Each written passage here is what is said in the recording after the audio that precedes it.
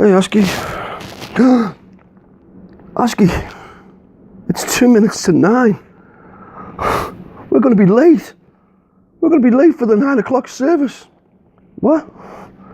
What are you saying to me? What? It doesn't matter. Yeah, you know what, Oski? You're probably right. They're not going to miss me anyway, right? Nah, they're not going to miss me. Oh, well. I think I'll get back down to sleep then. I mean, it's only church, right? Who's going to miss me? Nobody, Oski. That's all right. Oh, wait, Oski. I'm the pastor. I've got to go. Oski, I've got to go. Oh, my gosh. Oski, I've got to go. I'm the lead pastor. And there's the camera, Oski. Oh, my gosh. Hey, church. Welcome. Hey, church. Welcome to Encountering God, church. A little bit sleepy this morning. Hey, maybe you wake up like that on a Sunday. I don't know. But do you get ready? Or do you just say, what the heck? Doesn't matter. He won't miss me. Well, that's where you're wrong. Because today we're going to talk about armchair supporters, armchair Christians, and this beautiful piece of furniture for the Salvation Army, my new chair, for our new house. But anyway, hey, listen, I'm just not waking up. I've been awake. I'm trusting God today to do what he's going to do. And we're at Encountering God Church. Hey, we're in San Antonio, Texas. That's right, we're a little church plant. Just trusting God for a place where we can meet together, do life together, do church together. Like, we're the church, right? The body of Christ. So anyway, let's get cracking and see what this message is about. Got to put my glasses on and all that. So, as you're waking up to your morning coffee, a bit like myself, let's dive in here. Let's see what we're going to talk about today. So, today we're going to talk about church.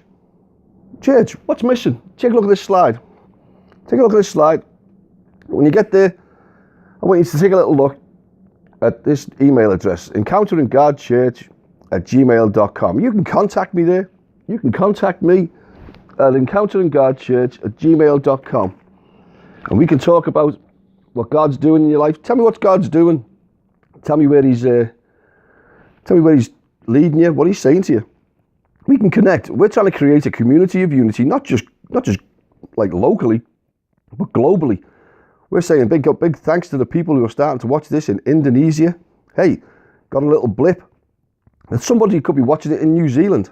And if you're out there in New Zealand, we're going to talk to you in a minute when the camera comes back. But here's the thing. We keep the porch lights on for you because we're Encountering God Church. And we're believing that Encountering God Church is the church, and you can see is in there, with a heart for the community, with the community in their hearts. And you can see in the word community, there's a you, and in the other community, there's an I. So what is community? It's you and I. It's you and I meeting together, being together, doing life together. At Encountering God Church, we exalt God. All right, we expect God, and we experience God.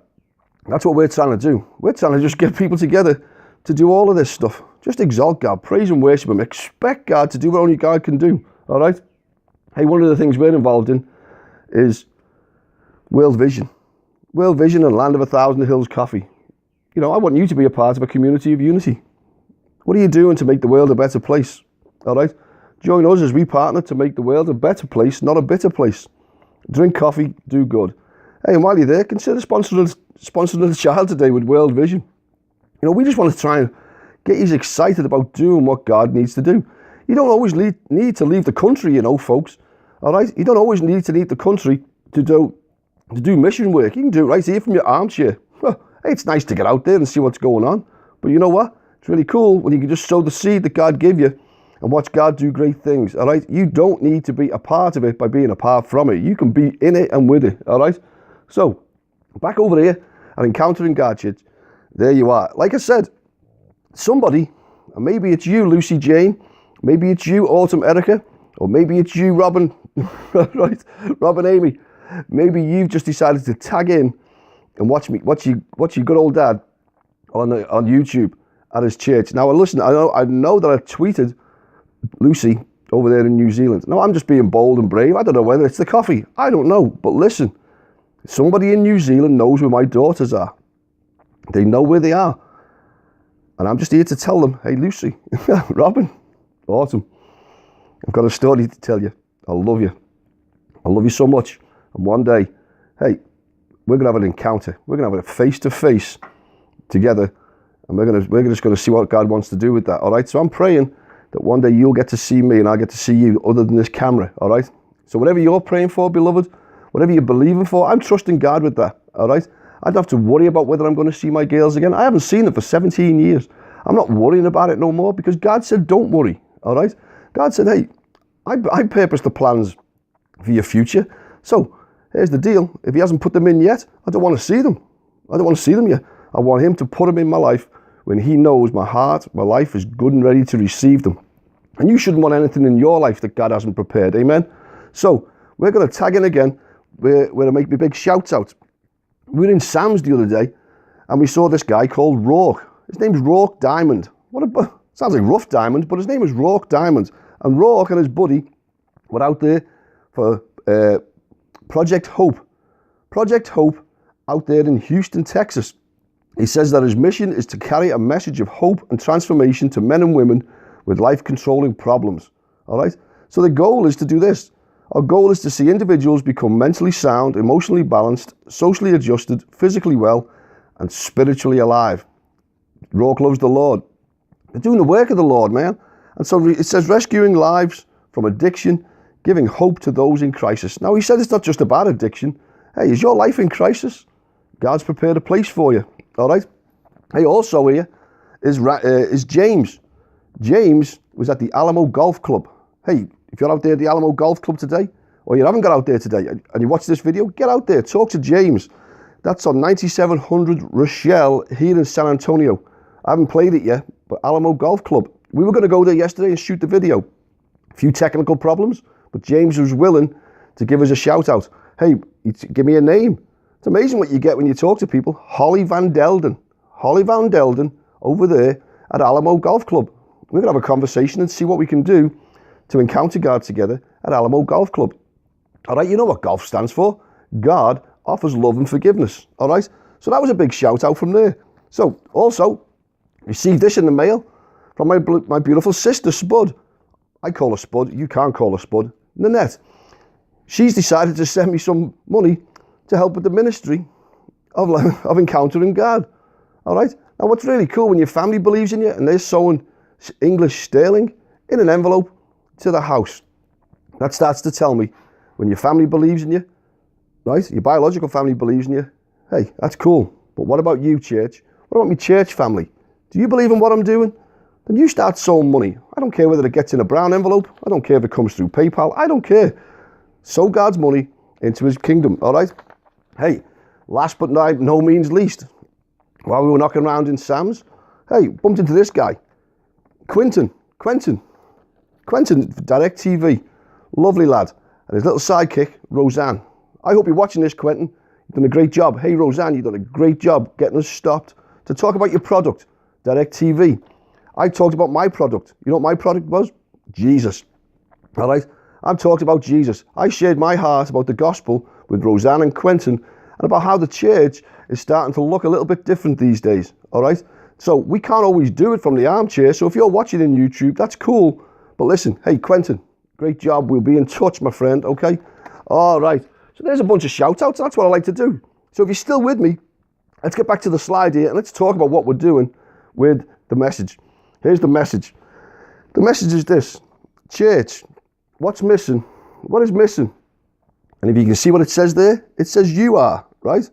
It says you are. So if you're missing from church today, I hope that you know it's not permanent. All right, so we're going to be looking at Ephesians 4 through 7, and Ephesians 4, 14 through 16. So what's the point? Well, you've heard this kind of point before. The church that prays together stays together. Or the family that prays together stays together. That's the kind of point I want to make today. So, stay with me on this a minute. I'm going to go flicking through. All right, here's Ephesians 4:7. So it says, "For there is one body and one spirit. Just as you've been called to one glorious hope for the future, there is one Lord, one faith, one baptism, and one God and Father, who is over all and in all and living through all." All right? However, he has given each one of us a special gift through the generosity of Christ. So stay there. So Ephesians 4:14 through 16 says, "Then we will no longer be infants, tossed back and forth by the waves, and blown here and there by every wind of teaching, and by the cunning and craftiness of people in their deceitful scheming. Instead, speaking the truth in love, we will grow to become in every respect the mature body of him who is the head, that is Christ. From him the whole body, joined and held together, right, by every supporting ligament, grows and builds itself up in love, as each part does its work." So that's the message. That's the scripture. That's the scripture. So from that little nugget, our churches, buildings, or people? Our churches, buildings, or people? Because Jesus didn't die for buildings, did he? No. Right? Jesus died for people. His people. His people are his church. All right? You are his church. All right? And as his church, you're deputized with certain duties. If you're a believer and follower of Jesus, you're deputized with certain jobs. Okay, so look at Ephesians 5:23. Christ is the head of the church, which is his body. All right? The church is called a body. All right? So what part is Jesus? Jesus is the head. Okay, well, if he's the head, what part are we? Well, we're the rest of the body, beloved, aren't we? Some of us are busy fingers. Some of us are eager feet, a strong arm, a bent knee, a willing hand, a soft shoulder, a strong back. Count me out, right? But some of us are missing from church, aren't we? I mean, if a foot is amputated, right, the body limps, doesn't it? So if an arm is dead, well, the church has to drag along all that dead wood. When a foot is asleep, the body suffers shooting pains. So listen, on some Sundays or Saturdays, whatever, let's call it the Sabbath. All right? We talked about that last week. Let's call it the Sabbath, because some Sabbaths, sometimes at church, we're all present and accounted for, right? Other Sabbaths, when we look at Christ's body, we see parts missing, don't we, beloved? Right? The body looks a little bit mutilated, if you like, or amputated, doesn't it? So one wonders just how effective it really is if pieces are missing. Parts of it here, but some are missing. You know, if we were a machine gun taking on a deadly enemy and there's no trigger, well, that's useless, right? So what duty do we have to remain as a part of Christ's body? Well, Hebrews 10:25 gives us a clue. It says, "Not forsaking the assembling of ourselves as the manner of some is, but exhorting one another, and so much more as ye see the day approaching." What does this mean? What does it mean? I mean, is it wrong to stay at home when all the believers are gathering at the church building? Hey, let's look at some of the translations of verse 25. It says, "You should not stay away from the church meetings as some are doing, but you should meet together." A New Living Translation says, "Let us not neglect our meeting together as some people do." And the NIV says, "Let us not give up meeting together as some are in the habit of doing." Are you in the habit of, like me? Gotta wake it up. Not that important. Throw the old TV on. Watch a soccer game instead. Listen, this urgency of being together is multiplied in the days just before Jesus is coming back to get us. All right. So as the day draws near, we should be getting closer together as a family. All right. In Ephesians 2:19, right, and it says this in the Living Bible. It says, "You are members of God's very own family." All right. Citizens of God's country, and you belong in God's household. You belong in God's household with every other Christian. All right. You belong in God's family. So attend. Do you attend your family's weekly reunion? It is held every week. For what? For the purpose to worship our God. That's why we meet, right? Now, listen. You know, I'm not into fancy suits and, right? I'm not into fancy suits and ties when I attend churches locally. If I come to your church, I might not come in my pajamas, or maybe I will. But I get it, right? We are meeting with God and Jesus. So put on your Sunday best. I get that, all right? But that's not what we're doing. But that's not what we're going to church for, to put our Sunday best on, all right? In Revelations 19:7, I get this. Listen to me. It talks about Jesus the Lamb, right? His bride, us, has made herself ready. She may be seen dressed in linen, gleaming and spotless. But such linen is the righteous living of the saints. The righteous living of the saints, okay? So he's not really talking about the clothes we wear. He's talking about the lifestyle we live, all right? Are you tracking me on that? So it's good. So, I mean, we're the church, right? We're the church, and we're Christ's bride. All right. So if we're going to the White House, all right, if we're going to the White House, I wouldn't show up like this to meet the president, whether I like him or not. It doesn't matter. He's the president of the United States. All right. So I wouldn't show up in me Minions pajamas, unshaven, scruffy to meet the president. Right. I wouldn't, and you wouldn't. So I'm not talking about going to church in your pajamas. All right. I'm saying, hey, listen, God's not interested as in Revelation there. He's not interested in about what you're wearing. He's interested about your lifestyle. He's interested in putting on a righteous lifestyle. All right. So he wants to know what your heart looks like versus what you look like on the outside. All right. He looks at your heart, but you get my point. All right. So hey, if you've been dressed up for church, awesome. All right. If you look like this, awesome. All right. Love the Lord with all your heart. All right. Not with your Da Vinci suit. I don't know if there even is a Da Vinci suit. But anyway, Ephesians 4:15 says, Christ is the head of the body, his church. Okay, let's take a little look at this slide and see what we make of this one. All right, check this one out. In the New King James, it says this: from the whole body, joined and knit together. Do you see that word, knit together? All right, by what every joint supplies, according to the effective working by which every part does its share, causes growth of the body for the edifying of itself in love. Now, did you get that? The word knit together. Have you ever seen something knit together? You can't separate that puppy, right? And when it's doing its part, when every part of the church is doing its thing. So, let's get back here. So, does your head love your body?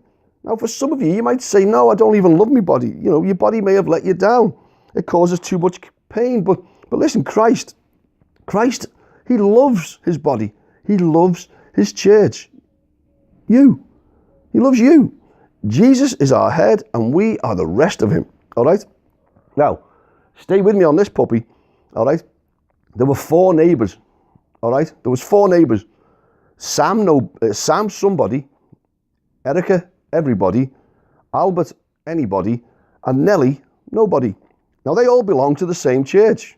Right? They all belong to the same church, and things did not go too well at this church. Everybody was unfriendly, right? And sure that somebody would speak to him. But nobody went to church. Nobody was the only member worth anything. Nobody was very faithful. Nobody did all the calling. Nobody held the church offices. Nobody took up the offerings. Nobody preached the sermons. Nobody visited the missing. Nobody passed out literature. In fact, everything that was needed in church, nobody did it. At the church meetings, everybody thought that somebody would come. And anybody would have come, but nobody came. A visitor came to church. Everybody thought that somebody should invite him back next week or take him out for a cup of coffee. Anybody could have. But in the end, who do you suppose invited the visitor back or took him out for coffee? That's right. Nobody. Now, it came to pass that all 4 people died. And where did they finally end up? Well, everybody stood before the judgment seat of Christ. Anybody could have pleaded their case, and they all thought somebody would save them. Which of them finally got to heaven? That's right, nobody. Listen, beloved, we are the body of Christ. Somebody, anybody, or nobody, right, needs to get it done. And it needs to be you. Jesus deserves a good body, doesn't he? Anyway, let's take a look at this slide. Let's take a look at this slide while my cats sort their lives out. Okay, it says, and God has put all things under the authority of Christ, and he gave him this authority for the benefit of the church. That's us, all right? And the church is his body. It is filled by Christ, who fills everything, everywhere, with his presence. All right? So, keep an eye on that one. So, okay, so let's get back here. Now, I was looking at something as an illustration about the body of Christ staying together. One of the things I came up with was this. You remember back in 1979, there was a flight, Air New Zealand flight, TE901. It crashed in Mount Erebus, Antarctica. 257 of the passengers and crew all died. They were all frozen solid, all right? Could a group of survivors actually have survived? And so thousands of penguins live there year round. They survive with no clothes on. Now, a few years back, my bride and I, we watched a DVD called March of the Penguins.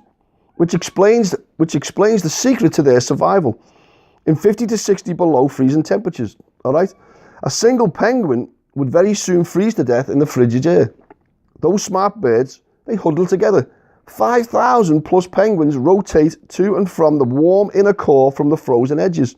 Now listen, if you're on the frozen edges of a church, you're the frozen chosen. All right, you've got to get in. You've got to get in the heat to get the meat. Right? You've got to get in the heat to get the meat. So, by assembling together, it said there, they're all saved. Right? They're all saved by assembling together. They're all saved. Could tourists in an emergency landing do that for a day or two until rescue comes? Could 257 people have huddled together and stayed warm, just rotating? I don't know. But look, you remember Ecclesiastes 4:11? It says, likewise, two people lying close together can keep each other warm.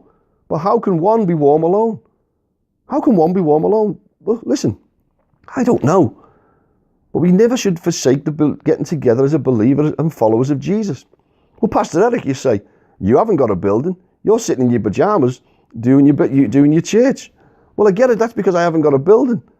All right, when I get a building, we're going to do life together, and I'm going to expect to see you there so we can praise God and find out what our marching orders, like the Penguins, all right? What's our marching orders? Getting into the community and making a difference. So no, I haven't got a church building yet, but hey, I'm enjoying myself right now, all right? But listen, I know this, God's people must assemble together on a constant basis to avoid becoming the frozen chosen, all right?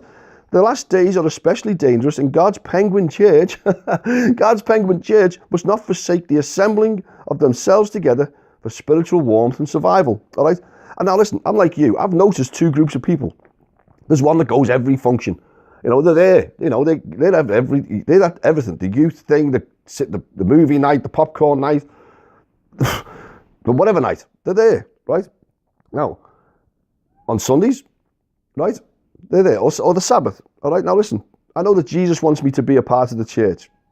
I know he wants me to be a part of the church. And what's really cool about being part of the church is that on any given time you go to church, you give up an early morning nature hike, don't you? You give up something, all right? You give up sleeping in. You give up sleeping in. You know, you give up watching your favourite programme, don't you? You give up, I mean, there's a soccer game on right now. I'm not watching that. I'm sharing the message with you. In fact, listen, in giving up a part of what the world offers, you're showing everybody where your heart is. All right, when you take time to attend church, you're telling everybody, I could be home watching this like you, but I'm going to church to praise the Lord. Hallelujah. That's awesome, right? So it tells people your heart is with Jesus. Church is your priority. Jesus had a habit of church, of going to church. Look at Luke 4:16. He went to Nazareth where he had been brought up, all right? Where he'd been brought up, and on the Sabbath day, all right, he went into the synagogue as was his custom, all right? And he stood up to read, all right? So he used to go to church all the time. Brilliant people develop good habits. Silly people develop bad habits. I want to be a brilliant person, don't you? Romans 14:19 says this, let us therefore make every effort to do what leads to peace and to mutual edification. Every effort. Are you taking every effort to go to church? To build one another up, to encourage one another? To put this in plain English, we attend church to praise the Lord and to build one another up. And you'll be stronger for it too. If you're encouraging each other with the word, by your presence there, show them that God's got a purpose for your life. Now listen, if you've ever been to an FA Cup final, an FA Cup final is a soccer trophy that's high on the list of the places to go in the English Soccer League, all right? It's a soccer tournament in England, right? And my team, Everton Football Club, they've got a semi-final there next week against Man United. Boo. But anyway, what's really cool is if your team wins, the memories and the excitement are intense when you recall it years later. Saying I was there amongst 100,000 people at Wembley Stadium in England when Everton won the FA Cup. And now this stadium, look, the difference, this stadium doesn't hold 100,000 people no more. Because of safety reasons, they don't do that no more. There's probably about 60, I don't know, 66, 80,000 people, maybe, I don't know. I haven't been there for a while. Then again, neither have Everton. But anyway, hopefully we're going back there soon. But listen, when 100,000 people are together, singing and shouting, Everton. I mean, it's awesome. It rattles in your ears. It's fantastic, right? So, but many who watched it on TV, it's not the same. It's not the same. When they said, oh yeah, I saw that, they saw it, but they didn't feel it. Church, listen to me. Being amongst the believers and followers in Jesus can be like that too, all right? That can be like that when you go to church. I mean, you can say you heard it or saw it on a video, but you can't say you felt it or heard it in the same way as the believers and followers who came together in praise and worship, lifting high, not a piece of silverware, beloved, right? But the name of Jesus Christ in honor of God Almighty, amen? That's powerful stuff. Listen, 1 Peter 5:8 reminds us, be alert and of sober mind. Your enemy, the devil, prowls around like a roaring lion, seeking who he can devour. All right? So when a pride of lions stalks a herd of gazelles, which gazelle does he pick out? They chase the one that is apart from the group, don't they? Right? For some reason, this gazelle strays from the group. And for some reason, you probably strayed from your church family. All right? But when they stray, they become breakfast for the lions. When you stray or don't become a part of the family and you become apart from the family, the devil's looking for you. He's looking for a way to devour you, beloved. Are you feeling me on that? The safety is staying in the group. Now, the word for church in our Bible, in the Greek language, is ekklesia. Remember this? We had ekklesia. Get it out. Ekklesia. All right? Which means those who are called out. Called out from what? Pastor Eric, what are we called out from? We're called out from the world, aren't we? So, we're called out from the world and into, if you've been called out, you need to go into the body of Christ, which is better known today as the church. All right? So, out of the world and into the church and into Jesus. Hallelujah. All right? Where the Spirit of the Lord is, there is freedom. Right? Now, a lady, I hear this and you hear this. A lady says it's so much easier to stay at home. It's easier to stay at home and watch maybe Joyce Meyer or Joel Osteen or Pastor Hagee or even, hey, that's my church, they say. I mean, was she right? No, not at all. Those Christian programs are helpful, wonderful even, but they're never a substitute for attending church. Now, if you're watching me on YouTube, I'm honored. I'm stoked. I don't know where you are, all right? But if you can get to church, you need to be in church. Don't be saying, oh, this is great. I can stay at home with me, me Java for Jesus. That's cool. But make a commitment. Make a commitment to join the community of believers as they praise our God. All right? Church is the people. All right? Not the building. So go and see your buddies. Now listen, when we have a building, we can do life together in person. All right? Unless you are rubbing shoulders with God's people in God's church on God's holy Sabbath day, we're not following God's instructions. All right? We're not following what God says. We can't sharpen each other from a distance. Now listen, I know some of you when you go to church, you can't stand seeing each other. You're like, oh, there she is. Oh, there he is. Oh, look at that. Oh, right? Listen, when you sharpen a knife on a rock, sparks fly. All right, we sharpen as iron sharpens, as iron sharpens iron. So one man should sharpen each other. Listen, there's going to be sparks flying. All right, we're supposed to hone and grow each other. All right, in love. Remember the scripture? In love. Don't be ripping each other to bits. All right, like a lion. All right. I mean, people argue in the church family. What family outside of the church doesn't argue? We argue, but we love each other. All right, and this is a blood covenant. All right, this is a blood covenant with Jesus. All right, now listen, we won't like some of the things that happen there, but it says here, make every effort to live in peace with one another. Have you tried every effort to live in peace? No, we don't as a church. We don't do that. All right, I mean, you bolted before God could use you as the peacemaker. Jesus said in Matthew 5, blessed, happy are the peacemakers. Are you the peacemaker in this body of Christ that you attend? No, you don't like something the pastor says. You don't like a thing that was, passed by the board or the elders. You get into arguments with each other. And then you say, I'm leaving the church. What? No, you're just going to go down to another church and piss somebody else's family off. Right? Sort it out. Sort it out and stick around. I love my church up there, Connection Christian Church. We didn't leave because we didn't like them. We left because God told us to. Otherwise, I would still be there. All right? We leave because God says so, not because we're arguing. All right? Anyway, so are you about what about me? Me? Or are you about what can I do for the church? What about you? It's not about you.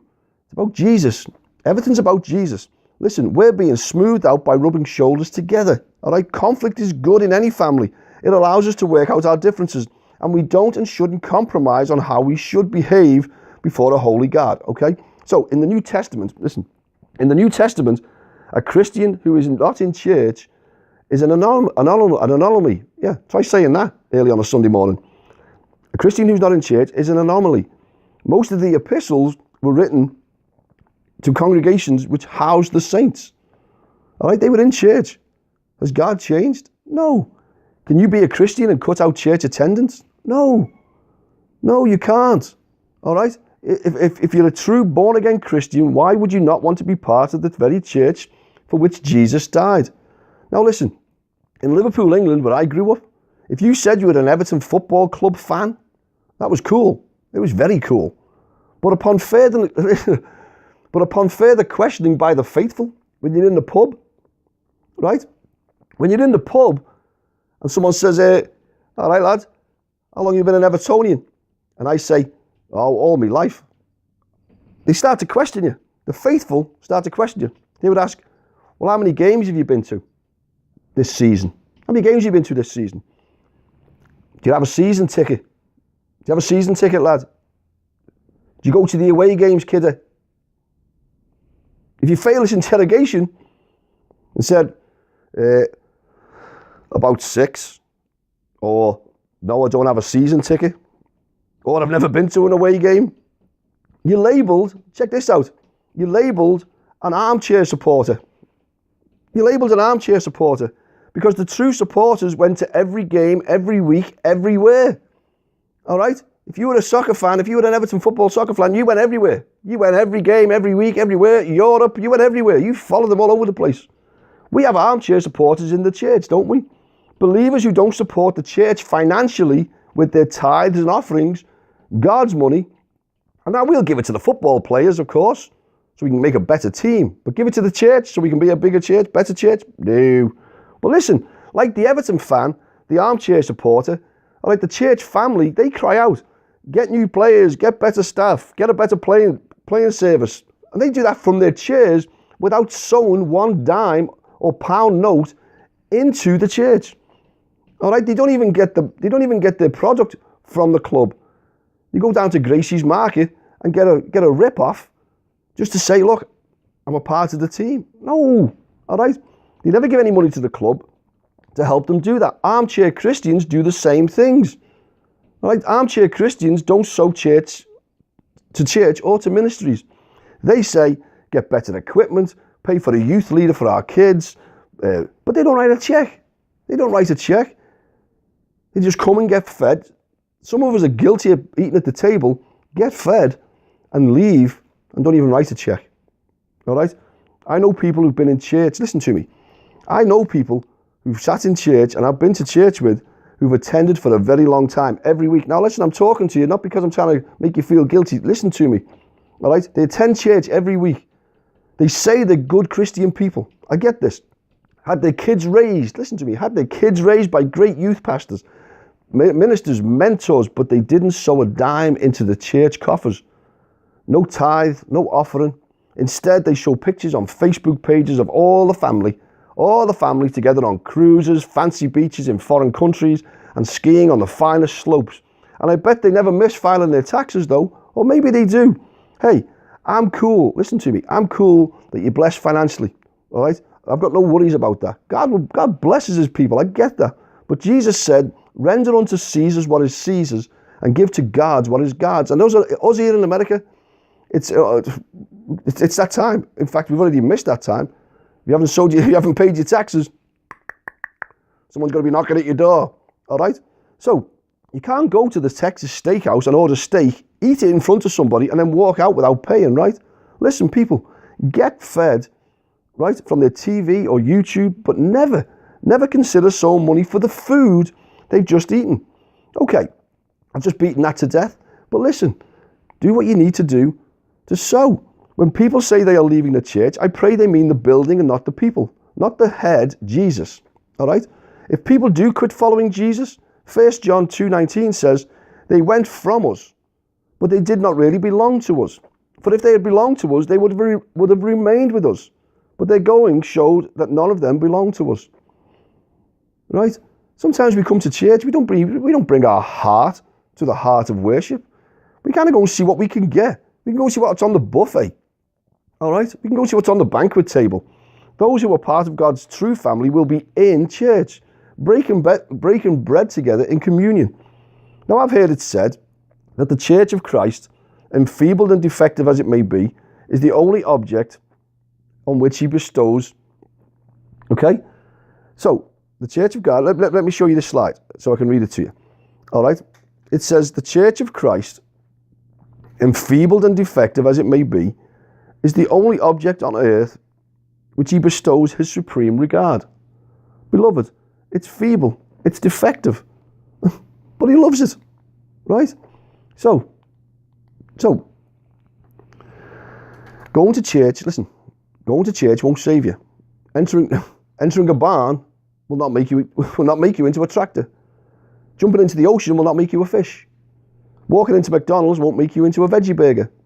All right, sitting in a pew will not make you a Christian. All right, sitting in this armchair will not make me a Christian. But fish do live in oceans, and tractors do park in barns, and Christians do attend church buildings. They do. Do you? Well, that's where you grow. All right. Now listen. Let's say you're invited to a family reunion. All right. Let's just stay with this. Each person is to bring their own food and drink. Each person is to bring their own food, and the drink will be provided. Now, you wake up late and suddenly remember the reunion. All right. It starts across town in 45 minutes. All right. You throw on your clothes and you run to the fridge. It is empty except for two knobbies, crusts, heels, whatever you want to call them on your end of the bread. You've just got a couple of slices of bread, all right, from a loaf of bread that's been in the cupboard. Now you've got some hard peanut butter in the bottom of a jar. There's just enough jelly to skim some jelly onto it. You put it all together in a Ziploc bag with a granola bar and you run to the car. When you arrive, the picnic lunch is about to start. Now you find a seat at the end of the table, I get that, and the leader has prayer and it's time to eat. So you open your dried out sandwich, all right? You look down the table as you do. The family beside you must have had all weekend to prepare because they've got the homemade potato salad, baked beans, and all the fresh fixings for tasty Dagwood sandwiches with homegrown tomatoes, it doesn't matter. They have a great smelling casserole, red watermelon, potato chips and several homemade pies. And you're looking at so forlorn at your little bag of peanut butter and kind of jelly sandwiches. But there's always one, isn't it? The lady who cooked it all comes over and says, hey love, hey sweetheart, why don't we combine our food? There's plenty of pie and cake, plenty of everything. And we just love peanut butter and jelly sandwiches. They complement our banquet completely. So you happily agree. Well, who wouldn't? You came, and listen to me, you came as a forlorn pauper, but you leave the table having eaten a meal fit for a king or queen. It should be that way when you come to church. Assemble with the saints. Sit next to someone. When they smile at you, smile back. Shake some hands, hug someone back. Enjoy the wholesome sermon. Mark your Bible, all right? Linger and talk afterwards. Linger and talk afterwards, Pastor Eric. You can't wait to get out the door, half of you. Bang. Make some friends. New friends. New friends. You came with little, but God, say that with me, but God will load you up with much. God's abundance will be yours. God says, let's combine our provisions and that all that I have will be yours and all you have will be mine. Now, of course, listen, God does not need my meager offerings. He has a universal supply of peanut butter and fresh jelly, all right, and fresh bread. God's jelly jar is full. He does not need what I might bring, all right? but I need his unlimited supply. His grace is mine. His grace is mine, and his grace can be yours. His rich robe of righteousness covers my pitiful poverty. I leave fully and richly blessed. Matthew 6:33 says, seek ye first the kingdom of God, and all these things, say all these things, the peanut butter, the jelly, the bread, all these things shall be added unto you. What a great treasure, beloved. All right, a good church can be one of the greatest sources of blessings to you. Listen, this summer, for your own sake, for your kids' sake, and for the sake of everybody else, it says here, forsake not the assembling of yourselves together, and so much more as ye see the day approaching. Now listen, I just wanted to repeat a little slide for you. Let me show you this little slide. I wanted to repeat this little nugget for a guy I met last week. His name was Darian. All right, I met this guy called Darian last week. I wanted to repeat this little nugget from last week for a new friend of mine. And here's what it says. Dwight Moody said this: a little faith will bring your soul to heaven, but a lot of faith will bring heaven to your soul. All right, so let me share with this little slide for you. All right, listen, here's what's happening. Email me with your financial covenant promise to support the mission we have here. All right, just email me. Talk to me. We need you to sow. We need you to sow his monies to help the lost and lonely people here in San Antonio, Texas. We're Encountering God Church. All right? And so encouteringgodchurch@gmail.com. Listen, why don't you come back here to me? All right. Listen, I've rambled on a little bit. But then again, I did jump out of bed. But listen to me. God loves you. And so do I. And you just had an encounter with God. Anyway, I'm just going, I feel it coming on. Stay tuned. Send me an email. Oski says good night. And so do I.